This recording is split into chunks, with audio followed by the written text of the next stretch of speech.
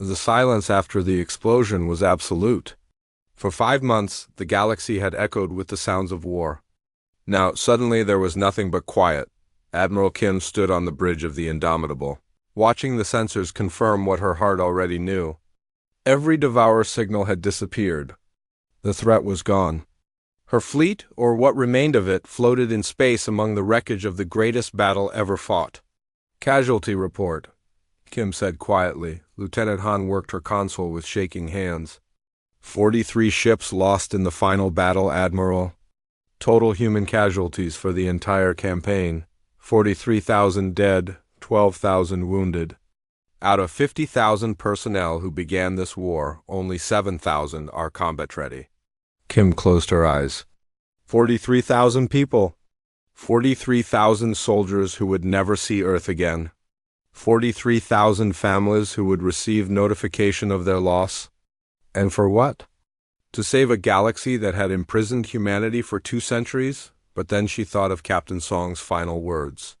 Some things are worth dying for. If humanity had learned anything from its bloody history, it was that truth.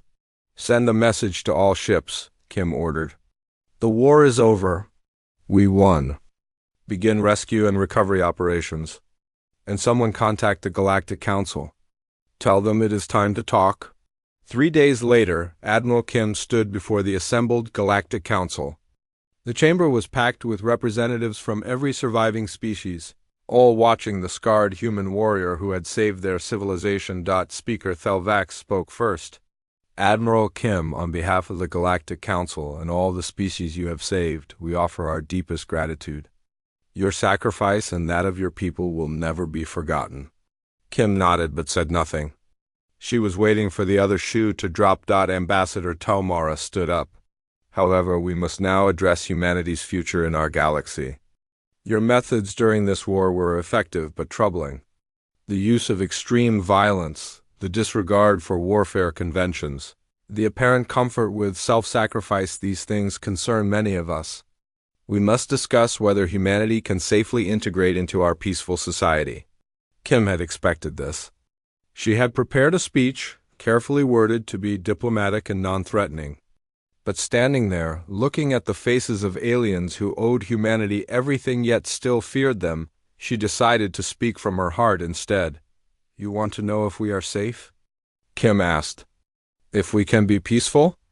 The honest answer is no. We cannot be like you. We carry violence in our blood. It is part of who we are, forged over millennia of survival on a world that tried to kill us. We have fought wars over land, over resources, over ideas. We have done terrible things to each other. The chamber was silent, hanging on her every word.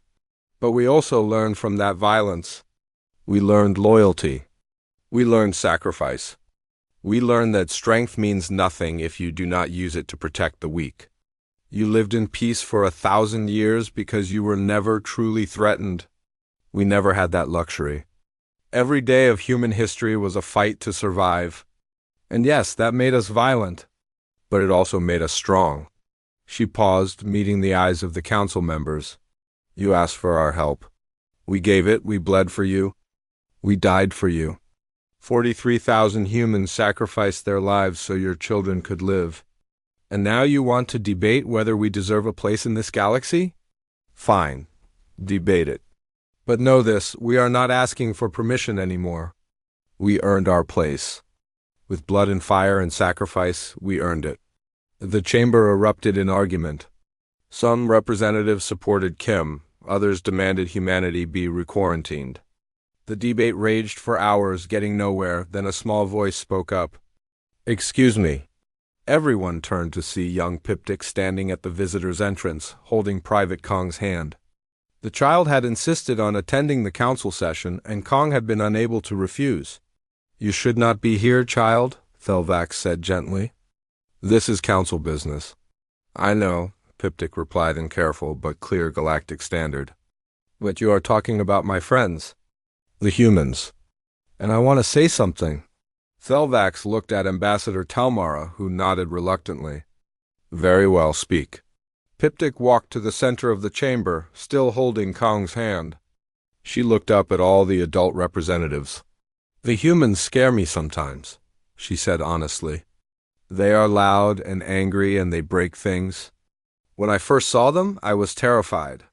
But when the monsters came to my world, when the devourers killed my parents and everyone else, the humans stood between us and the dark. Private Kang protected me. She held me when I cried. She taught me that being strong does not mean being gentle. The child looked around at the council members. You say the humans are violent? They are. But they used their violence to save us. Is that not what heroes do? You say they are dangerous. They are. But they are dangerous to bad things, not to us. I'm a child, and even I can see this. Why can you not? The chamber fell silent. The simple words of a young survivor carried more weight than hours of political debate. Ambassador Tomara stood slowly. The child is right.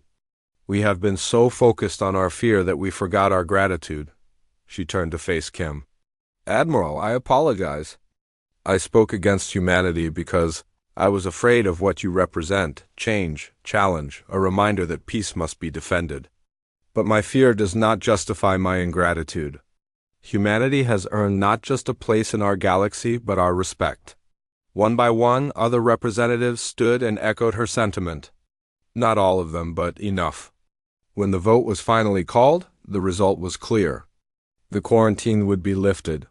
Humanity would be granted full membership in the Galactic Council, with rights to settle 12 new systems beyond their solar system, but more importantly, they would be recognized as equals. Admiral Kim accepted the decision with quiet dignity, but inside she felt a weight lift from her shoulders.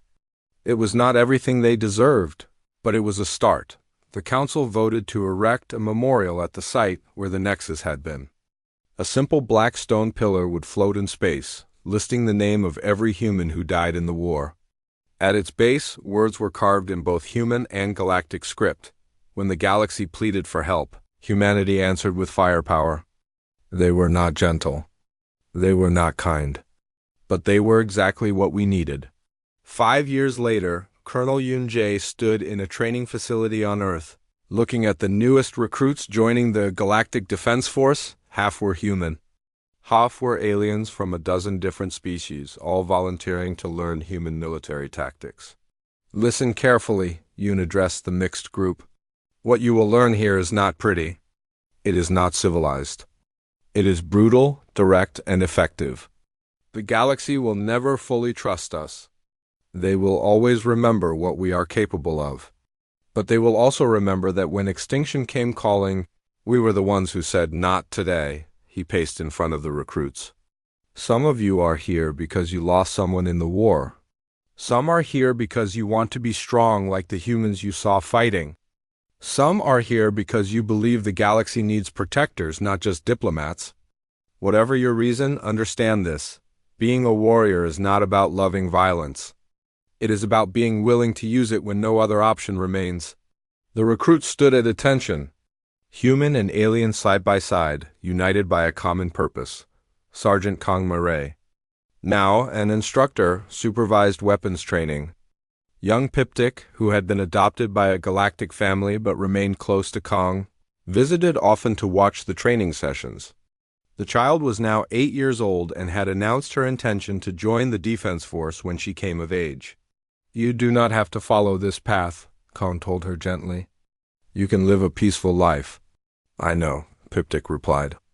But you taught me that peace must be protected. Humans understand that. I want to understand it too. In orbit above Earth, the Indomitable sat in a museum berth, preserved as a memorial to the war. Visitors from across the galaxy came to see the scarred warship that had led humanity's fleet.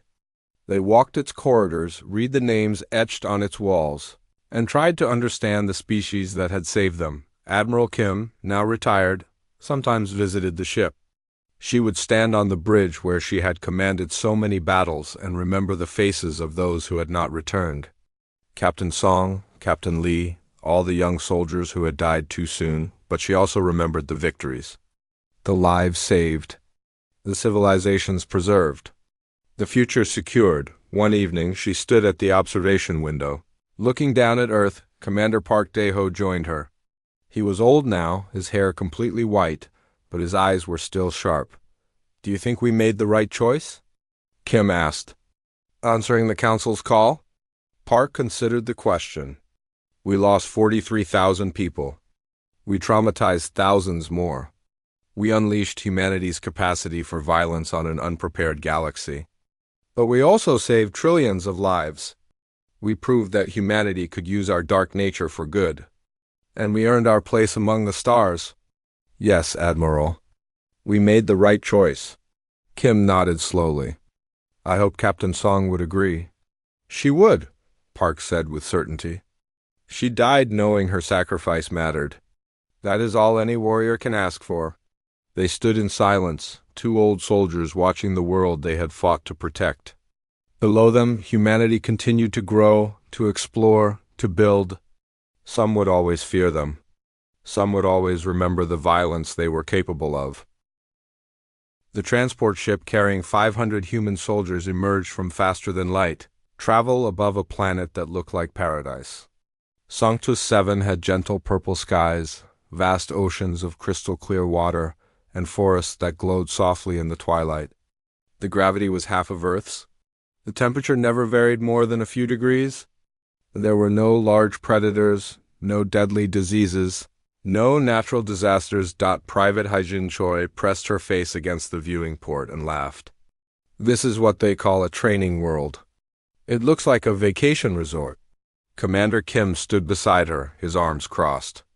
"Remember, these aliens evolved on worlds even gentler than this. To them, this planet is challenging. To us, it will feel like we are walking on the moon." The soldiers disembarked onto the planet's surface, and immediately the difference was obvious. In the lower gravity, every step felt like bouncing. Humans who had struggled with heavy packs on Earth now moved with ease. The alien instructors watched in amazement as human soldiers jogged across the training field, carrying equipment that weighed more than some of the aliens themselves. Sergeant Minho Lee, a gruff 40-year-old drill instructor with arms like tree trunks, decided to demonstrate human fitness standards for the curious aliens who had gathered to observe. He dropped to the ground and began doing push-ups. 1, 2, 10, 20, 50. The aliens stared in disbelief. At 100 push-ups, some of the alien observers had to sit down, overwhelmed by what they were witnessing. "This is normal for humans?" asked Velkin, a young alien soldier with blue skin and 3 eyes. "This is normal for a warm-up," Lee replied, not even breathing hard. "On Earth, soldiers do this every morning before breakfast." That evening, footage of Sergeant Lee's demonstrations spread across the Coalition's information networks. Billions of aliens watched in fascination and horror as this creature from a Deathworld performed physical feats that seemed impossible. Commentators debated whether humans were even biological, or perhaps some kind of advanced synthetic organisms. Dr. Yoonji Park found the aliens' reactions both amusing and sad. She had set up a cultural exchange program, trying to help both sides understand each other. During one session, she brought out various Earth foods to share with alien colleagues. "This is kimchi," she explained, offering a container of fermented cabbage to Thelvas. "It is a traditional Korean food. We make it by letting vegetables ferment with bacteria for weeks or months." Thelvas recoiled in horror. "You intentionally grow bacteria in your food? And then eat it?" "Yes, the bacteria are good for our digestive system. Many human cultures eat fermented foods. Cheese, yogurt, pickles, sauerkraut, miso, tempeh. Fermentation is one of the oldest food preservation methods." An alien medical officer who was present pulled up a scanner and analyzed the kimchi. His expression, which was difficult for humans to read, suggested extreme distress. "This food contains over 50 types of living bacteria. Several of them would be classified as bioweapons by Coalition standards." "How are you not dead?" Dr. Park smiled gently. "Our bodies evolved alongside these organisms. We need them. They help us digest food, protect us from harmful bacteria, and support our immune systems. We are not individuals, really. We are walking ecosystems." The alien medical officer made notes frantically. muttering about how Deathworld biology was far more complex than anyone had imagined. Lieutenant Giwu Kang worked with Coalition tactical officers, trying to integrate human strategies with alien technology. The aliens favored defensive warfare, using shields and automated systems to protect fixed positions. Human military doctrine, however, emphasized mobility, aggression, and adaptation.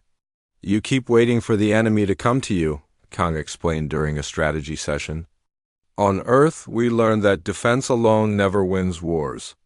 You have to take the fight to the enemy. Hit them where they are weak. Disrupt their plans. Make them react to you instead of you reacting to them." A Coalition admiral, a floating jellyfish-like being, pulsed with confused colors. "But that requires putting soldiers in danger. Our simulations show unacceptable casualty rates with such tactics." "Your simulations are based on species that break down under stress," Kang replied bluntly. "Humans do not break down.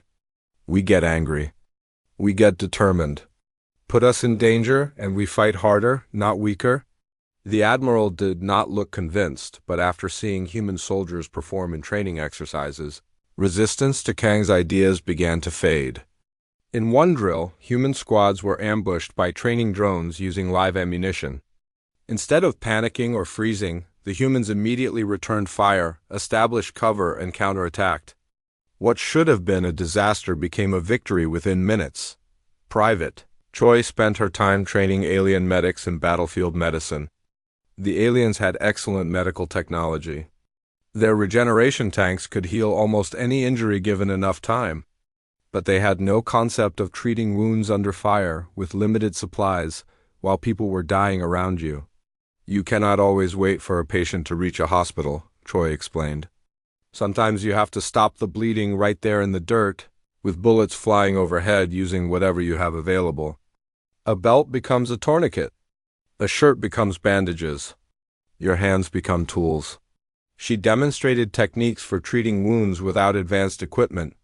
The alien medics watched in stunned silence as she showed how to pack a wound, perform CPR, and stabilize a patient for transport using only basic supplies. One alien medic, a gentle creature named Sisra, asked quietly, "How do you endure it? Watching people die while you work?" Choi was silent for a moment, her expression distant. "You do not endure it. You carry it. Every person you cannot save stays with you forever. But you keep working because the alternative is letting everyone die. On Earth, we learned a long time ago that sometimes survival means doing things that hurt your soul." Commander Kim observed all of this with mixed feelings. He was proud of his soldiers and how they adapted to working with aliens. But he also felt a deep sadness. The Coalition species were good people, living in a universe they had built to be safe and peaceful. They created art, pursued knowledge, and raised children without fear of war. Humanity, by contrast, had spent thousands of years perfecting the art of killing each other. One night, Kim sat with Ambassador Thelvis on a balcony overlooking the training grounds. The alien ambassador had been spending more time among humans, trying to understand what made them so different. "Your species has suffered so much," Thelvis said quietly. "War, disease, famine, natural disasters. You live short lives on a hostile world. And yet you do not seem bitter. You laugh. You form friendships. You show kindness. How?" Kim thought about the question for a long time. "Because suffering is normal for us. We do not compare ourselves to some peaceful ideal. We compare ourselves to yesterday. And if today is better than yesterday, even by a little bit, then we are winning. Earth taught us that survival is not just about being strong. It is about being stubborn, about refusing to give up no matter how bad things get." Thelvos made a sound that might have been a sigh. "We brought you here to teach us how to fight. But I think you are teaching us something more important. You are teaching us how to endure." Before Kim could respond, alarms began blaring across the base. Red emergency lights flashed in the darkness. A Coalition officer ran onto the balcony, his face pale with fear. "Commander Kim, Ambassador Thelvas, the Void Swarm has attacked a mining colony 3 light years from here. The defense fleet is requesting permission to evacuate. They say the colony cannot be held. Kim stood up, his military instincts taking over. How many civilians? 10,000. Mostly families, children. Kim looked at Thelvas, then back at the officer. Tell your fleet commander we are coming. And tell him we are not evacuating. We are going to hold that colony. The officer stared at him in disbelief. But Commander, the automated defenses have already failed. The swarm has overwhelming numbers. It is suicide. Kim smiled grimly. Then it is a good thing you recruited Deathworlders. We specialize in surviving the impossible. Helios Station appeared on the view screen like a dying star. The mining colony orbited a gas giant, its collection of connected habitation domes glowing against the darkness of space. Already, sections of the outer ring were dark where power had failed. Thousands of small objects swarmed around the station like insects around a light. The Void Swarm had arrived. Commander Kim stood on the bridge of the Coalition transport ship, studying tactical displays. The swarm consisted of autonomous war machines, each one about the size of a human combat vehicle. They had no pilots, no fear, no hesitation. They simply destroyed everything in their path, learning and adapting with each engagement. Estimated enemy forces? Kim asked. Approximately 20,000 active units, replied Lieutenant Jiwokong. More arriving every hour. Our force consists of 500 soldiers and whatever mining equipment the colonists have available. So we are outnumbered 40-1, Private Haijin Choi said from her medical station. I have seen worse odds. No, you have not, Sergeant Minho Lee corrected her with a grim smile. But we are going to pretend you have. The human forces landed on Helios Station amid chaos. Civilians ran through corridors clutching children and belongings. Automated defenses fired wildly at the swarms of machines cutting through the outer hull. Coalition security forces stood at their posts, but Kim could see the fear in their eyes. They were minutes away from psychological collapse. Kim gathered his officers quickly. We cannot hold the entire station. The perimeter is too large, and we do not have enough soldiers. We need to collapse our defensive line, funnel the enemy into kill zones, and make every one of their machines pay dearly for every meter they advance. The coalition commander will not approve that strategy, Kong warned. It means abandoning the outer sections. Then we do not ask for approval, Kim said flatly. Lee, take your squads and start rigging the outer corridors with explosives. Use mining charges, fuel cells, anything that goes boom. Choi, set up your medical station in the central habitation dome. Kong, you are with me. We need to coordinate with whatever colonists are willing to fight. The next 3 hours transformed Helios Station from a mining colony into a fortress. Human soldiers moved through the complex with practiced efficiency, turning peaceful corridors into death traps. Mining lasers were repositioned to cover narrow choke points. Fuel tanks were rigged to explode when swarm machines passed. Maintenance tunnels became ambush positions. Corporal Taijin O, a demolitions expert with a gift for improvisation, created what he called surprise packages. He filled storage containers with ball bearings, scrap metal, and explosive charges, then positioned them throughout the abandoned outer sections. When the swarm machines entered those areas, motion sensors would trigger the explosives, turning each container into a massive fragmentation bomb. This is insane, muttered a coalition engineer watching Taijin work. You are using civilian mining equipment as military weapons? Taijin grinned. On Earth we have a saying, necessity is the mother of invention. When you grow up on a death world, you learn that anything can be a weapon if you are creative enough. The first wave of swarm machines breached the outer hull at 0300 station time. Automated defenses lasted exactly 4 minutes before being overwhelmed.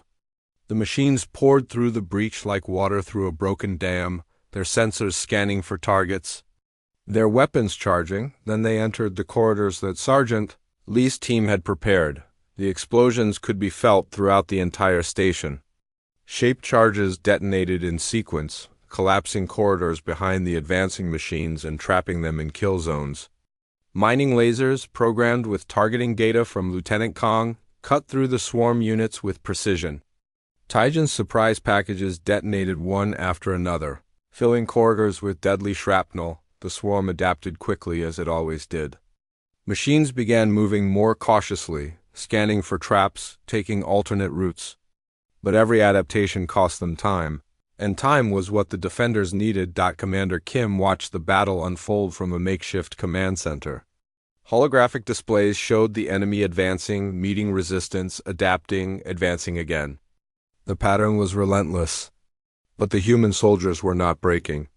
They fell back to prepared positions, fought from cover, and made the machines pay for every meter. On the northern section of the station, Sergeant Lee held a critical junction with just 20 soldiers. Swarm machines attacked in waves, and each wave was stronger than the last. Lee's ammunition ran low. His soldiers were exhausted. The machines kept coming. "Fall back to secondary positions," Kim ordered over the communication channel. "Negative," Lee replied calmly. "If we fall back, they flank the civilian evacuation route. We hold here." For the next 2 hours, Lee's squad fought without retreating a single step. They used every trick learned from decades of Earth warfare. When ammunition ran out, they switched to mining tools as weapons. When those broke, they used their bare hands. The machines kept coming, but the corridor held in the medical station. Private Choi worked without stopping. Human casualties arrived first, soldiers wounded by swarm weapons or falling debris. Then coalition personnel began arriving, some physically injured, but many simply catatonic from psychological shock. Choi treated them all with the same focused efficiency. "We need to evacuate the medical station," urged Sisra, the alien medic who had trained with Choi. "The enemy is too close." "Not yet," Choi replied, sealing a wound on a human soldier. "These people need treatment now. Moving them will kill more than staying. But if the swarm breaks through, then we will fight them here." Choi looked up, and Sisra saw something in the human's eyes that was both terrifying and inspiring. Absolute determination. Complete refusal to surrender. "You do not have to stay, Sisra. I will not think less of you if you evacuate." Sisra stood silent for a moment, watching this creature from a death world calmly treating wounded while death approached. Then she picked up medical supplies and returned to work. "I am staying. Show me how Deathworlders practice medicine." Lieutenant Kong made a discovery during the battle that changed everything. The swarm machines operated on predictable tactical patterns. They learned from combat, but they learned logically, anticipating rational responses. Human warfare, however, was rarely logical. It was emotional, chaotic, and often seemingly irrational. Kang began issuing orders that made no sense to coalition tactical computers. He sent squads to defend positions that had no strategic value. He abandoned strong defensive points for weaker ones. He attacked in some places while retreating in others with no apparent pattern. The swarm machines became confused. Their predictive algorithms failed. They hesitated, trying to understand what the defenders were doing.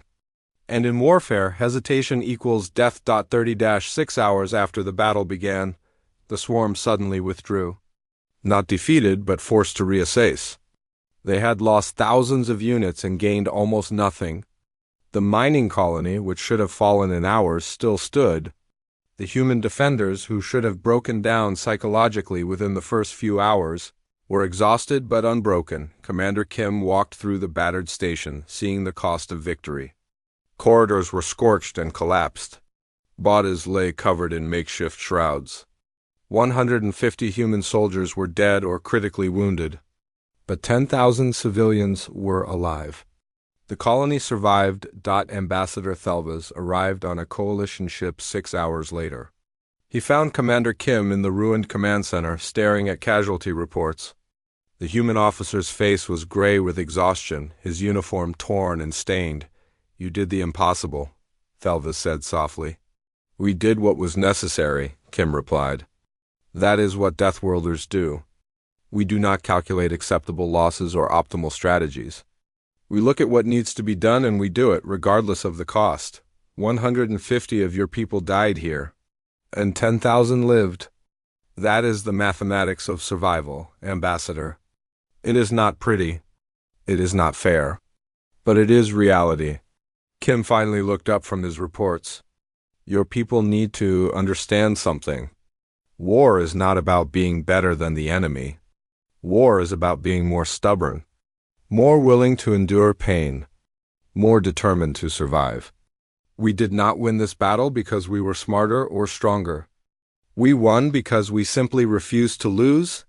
Thelvas looked around at the exhausted human soldiers sleeping in their armor, too tired to even find proper beds. He saw Private Choi still treating patients in her medical station, working on hour 40 without rest. He saw Sergeant Lee supervising repairs with half his squad dead and his arm in a makeshift sling. Dr. Yoongi Park approached them, her medical coat covered in blood and dust. She had been working alongside Choi, treating wounded from both species. "Welcome to war, Ambassador," she said tiredly. "This is what humans know. This is what we learned surviving on Earth. Every victory has a cost. Every battle leaves scars. But we are still here. We always find a way to still be here." The battle at Helios Station changed everything. Within days, footage of human soldiers fighting the Void Swarm spread across every coalition world. Some aliens viewed the recordings with admiration. Others watched with fear. All of them realized that humanity was unlike any species they had ever encountered. The Galactic Council convened an emergency session. After hours of debate, they authorized the formation of a joint military task force. The Terran Vanguard, they called it. A combined force of human warriors and coalition personnel. Equipped with the best technology the galaxy could provide and trained in the brutal art of Deathworld warfare, Commander Do-Yeon Kim was promoted to general and given command of the expanding force. Within 3 months, 15,000 human soldiers had volunteered for service. They came from every nation on Earth, drawn by the chance to defend not just their world but an entire galaxy. The recruitment centers could barely handle the flood of volunteers. Captain Sora Bay stood on the bridge of the Indomitable, the first coalition warship retrofitted for human command. The ship was massive, bristling with weapons that could destroy planets. But it had been designed for defensive warfare. Built to protect and deter rather than attack. Sora changed that philosophy immediately. She had the ship's shield generators modified to allow for short-term overload, trading endurance for burst speed. She repositioned weapon batteries for maximum forward firepower. She trained her crew to think like predators. Not prey, coalition doctrine says we should. Maintain safe distance and use long-range weapons, her alien tactical officer protested during their first engagement. Simulation. Coalition doctrine did not stop the swarm, Sora replied. We are going to get close. Very close. We are going to hit them so hard and so fast they will not have time to adapt. That is how Earth navies fought when we only had wooden ships and cannons. It works just as well with starships. Her first real battle proved her right. The swarm attacked a convoy carrying civilian refugees. The standard coalition response would have been to form a defensive perimeter and call for reinforcements. Sora drove the Indomitable straight into the swarm formation at maximum speed. Shields overloaded, all weapons firing. The engagement lasted 7 minutes. 14 swarm vessels were destroyed. The Indomitable suffered heavy damage but remained operational. The convoy escaped without a single casualty. Coalition admirals were horrified by her tactics and recommended her for immediate promotion. Meanwhile, Dr. Yoongi Park worked to build bridges between species. She established the Cultural Integration Initiative, a program designed to help humans and aliens understand each other beyond the battlefield. The challenges were enormous. Humans needed to learn that many coalition species communicated through scent, color changes, or electromagnetic fields. Aliens needed to learn that humans expressed emotion through facial expressions and body language. Both sides struggled with concepts the other took for granted. Why do humans show teeth when happy? Asked a confused alien diplomat. Showing teeth is a threat display in most species. For us, it shows we are not hiding anything, Park explained patiently. An open mouth, relaxed jaw, visible teeth. It means we feel safe enough to be vulnerable around you. Private Hyjin Choi became an unexpected celebrity. Coalition media used her as the face of human-alien cooperation.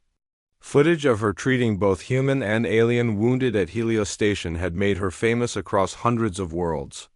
She appeared in recruitment materials, gave interviews, and attended diplomatic functions. She hated every moment of it. "I am a combat medic, not a propaganda tool," she complained to Sergeant Lee.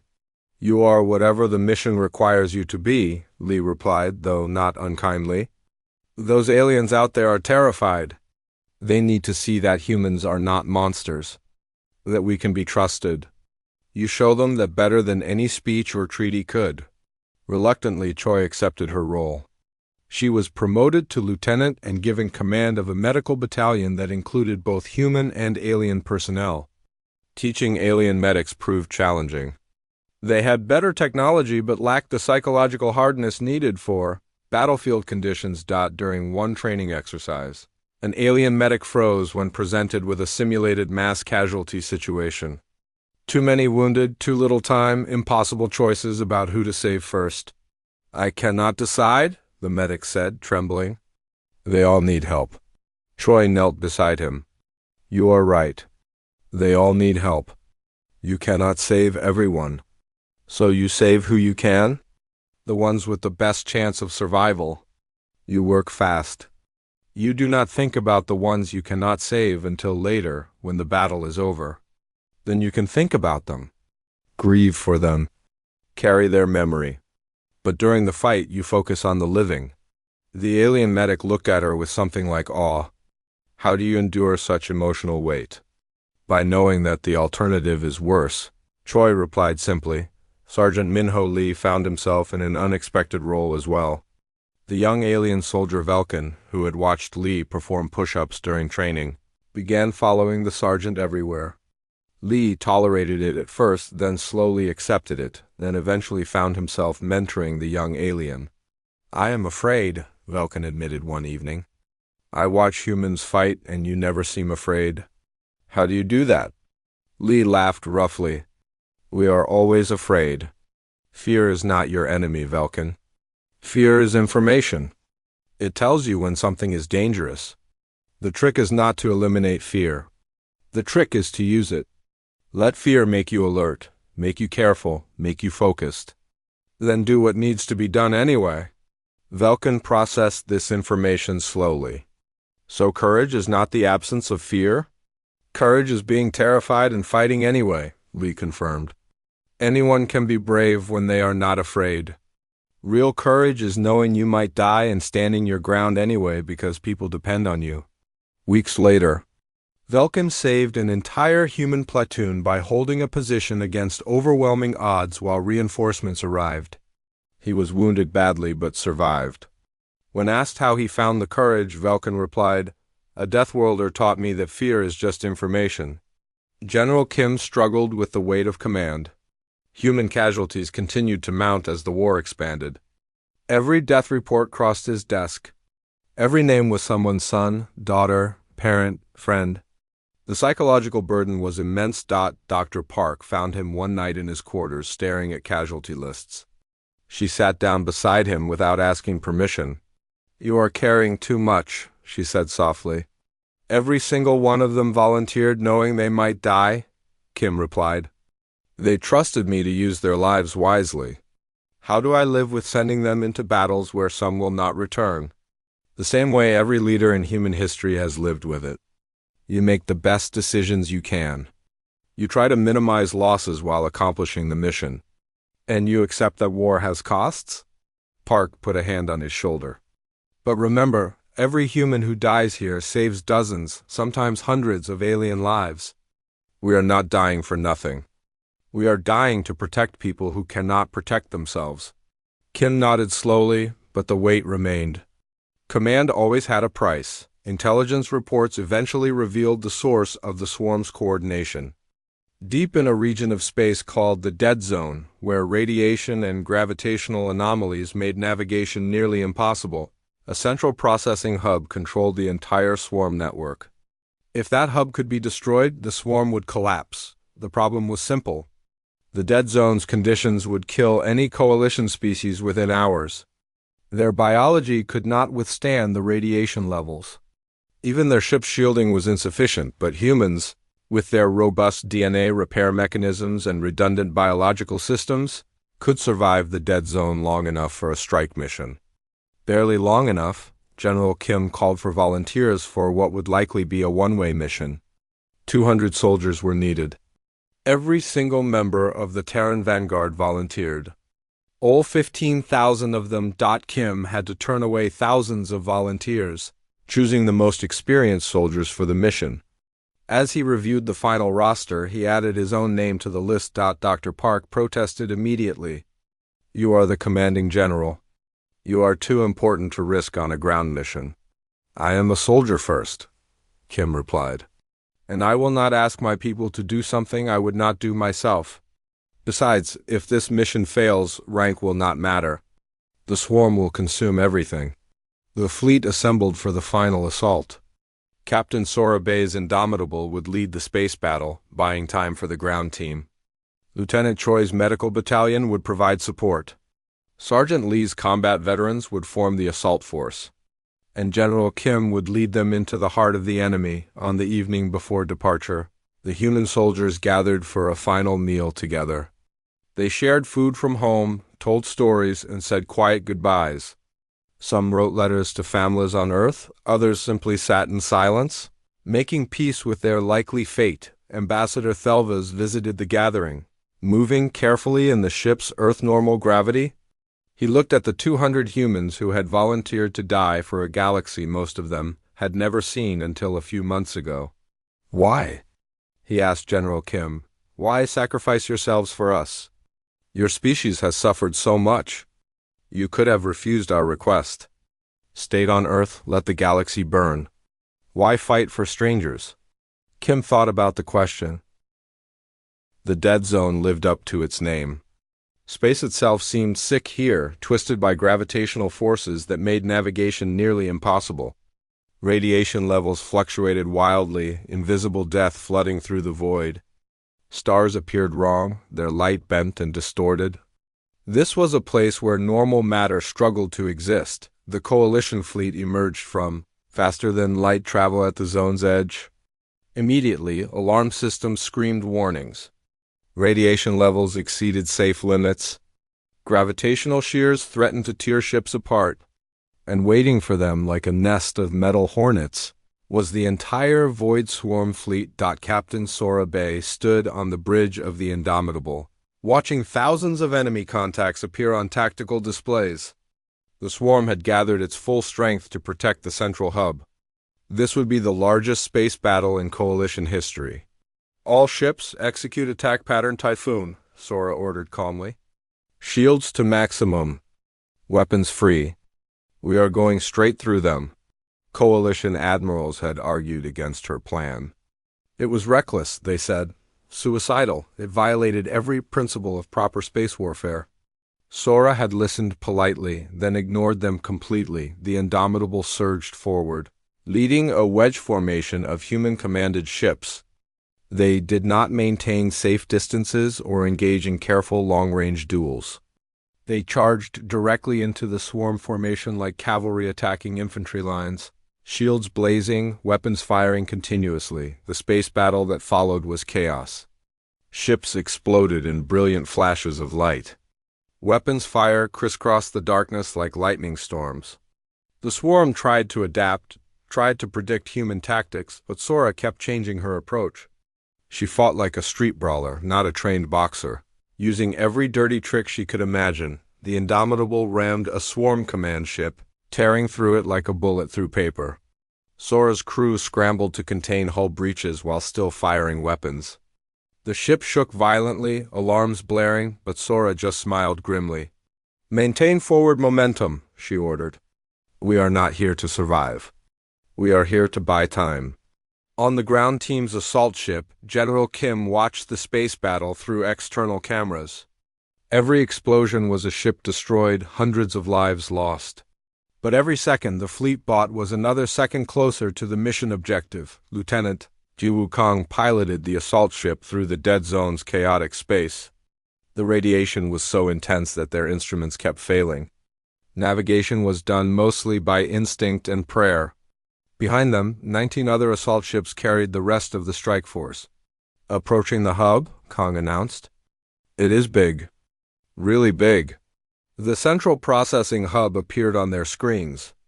It was built into an asteroid the size of a small moon, covered in metal structures and defensive weapons. Millions of swarm machines swarmed around it like protective insects. Deploy countermeasures and hit them fast, Kim ordered. We do not need to destroy all of them. We just need to reach the surface.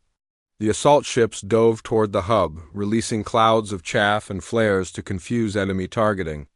Swarm machines pursued, weapons firing continuously. 2 assault ships were destroyed immediately. 3 more were damaged but kept flying. The rest reached the asteroid's surface and landed hard. 200 human soldiers emerged into hell itself. The radiation here was lethal even through their heavily shielded suits. Their suit computers displayed estimated survival time, 4 hours before radiation poisoning became fatal. 4 hours to infiltrate a facility the size of a city, fight through unknown defenses, and destroy the central processor. Move out, Kim ordered. Every second counts. Sergeant Minho Lee led the first assault team, breaching the facility's outer door with explosive charges. Inside, they found corridors filled with swarm machines. The machines were not the autonomous combat units they had fought before. These were maintenance drones, repair systems, processors. They were not designed for combat, but there were thousands of them. Lee's team fought through them like cutting through jungle brush. Weapons fire filled the corridors. Humans fell, wounded or killed, but the advance continued. Behind them, Lieutenant Haijin Choi's medical team tried to treat casualties while moving forward. She had 3 medics left. 7 had already fallen. I cannot keep up, one of her medics said, exhausted. There are too many wounded. Then we choose who we can save and keep moving, Choi replied, repeating the same hard lesson she had taught so many times. Her hands never stopped working, sealing wounds, injecting medications, doing everything possible to keep soldiers alive just a little bit longer deep in the facility. Lieutenant Kang found the path to the central processor, Dr. Yoonji Park, who had insisted on joining the mission despite being a civilian, worked to understand the alien technology. She had studied swarm systems for months, trying to find their weakness. The central processor controls everything, Park explained while working. If we can cascade fail its primary systems, the entire swarm network will collapse. But it requires manual activation from inside the reactor core. How manual? Kim asked. Park looked at him, and Kim saw the answer in her eyes. Someone would have to go into the reactor core itself, where the radiation was lethal within seconds, and manually activate the failsafe. It was not a mission someone could survive. I will do it, Kim said immediately. No, said Sergeant Lee, stepping forward. You are the general. The Terran Vanguard needs you. I will go. I volunteered first, argued Corporal Taijin Oh. Everyone stop, Kim ordered quietly. He looked around at his soldiers, these warriors from Earth who were all willing to die so others could live. We knew this mission would cost everything. I am going. That is an order. They fought their way to the reactor chamber, leaving a trail of destroyed machines behind them. Human casualties mounted steadily. Of the 200 soldiers who had landed, fewer than 70 remained combat capable. Their radiation suits were failing. Time was running out. The reactor core chamber was a massive sphere filled with pulsing energy. At its center, barely visible through the glowing plasma, was the manual control interface. Kim began removing his suit's outer layers. Without full shielding, he would have minutes at most. Sir, wait, Choi said urgently. She pulled out a syringe filled with a medication she had been saving. This is a radiation countermeasure. It will not save you, but it might buy you a few extra minutes. Enough time to finish the job. Kim took the injection, then looked at his remaining soldiers. Fall back. Get to the ships. That is an order. Sir, we should, Lee began. You should survive, Kim interrupted. Go home. Tell Earth what happened here. Tell them that humans died protecting strangers because that is what heroes do. Now go. They left reluctantly, fighting their way back to the assault ships. Behind them, General Kim entered the reactor chamber alone. The heat was incredible. The radiation was visible as a faint shimmer in the air. Kim's suit alarm screamed warnings that he ignored. He pushed forward through the energy field, every step agony. His body already dying at the cellular level, he reached the control interface. His vision was blurring. His hands shook from radiation poisoning. But his mind remained clear enough to remember the activation sequence Dr. Park had taught him. In space above, Captain Sora's Indomitable was dying. The ship had taken too much damage. Hull breaches everywhere. Fires in multiple sections. Half the crew dead? But they had bought the time needed. Captain, the ground team is requesting emergency extraction, her tactical officer reported. They are pulling back. Then we hold just a little longer, Sora replied. The Indomitable took another hit, and the entire ship shuddered. All remaining ships form a defensive line around the extraction point. Cover their retreat. On the asteroid surface, surviving soldiers ran for the assault ships. Swarm machines pursued them relentlessly. Sergeant Lee carried a wounded soldier over his shoulder. Lieutenant Choi supported another. They left behind dozens of Batas, friends and comrades who would never see Earth again. The assault ships lifted off as swarm machines swarmed toward them. In space, the Indomitable and the remaining fleet ships covered their escape, drawing enemy fire deliberately. Inside the reactor chamber, General Kim completed the final activation sequence. The console confirmed the command. System cascade failure initiated. The swarm network began collapsing, starting from this central hub and spreading across the galaxy at the speed of light. Kim collapsed, his body finally giving out. His vision darkened. With his last moments of consciousness, he activated his suit's communication system. His final words were recorded and transmitted to the fleeing assault ships. Deathworlders don't die easy. And we never die alone. Across the galaxy, swarm machines suddenly stopped moving. Their weapons powered down. Their engines went silent. Ships drifted dead in space. Ground units froze mid-step. The entire network collapsed simultaneously, leaving millions of lifeless metal shells scattered across hundreds of worlds. The war was over. The surviving assault ships emerged from the dead zone of 200 soldiers who entered. 47 survived long enough to receive medical treatment. General Kim was not among them. Neither were 153 of the bravest warriors humanity had ever produced. Captain Sora Bay brought the dying Indomitable home one last time before abandoning the ship. She stood on the deck of a rescue vessel,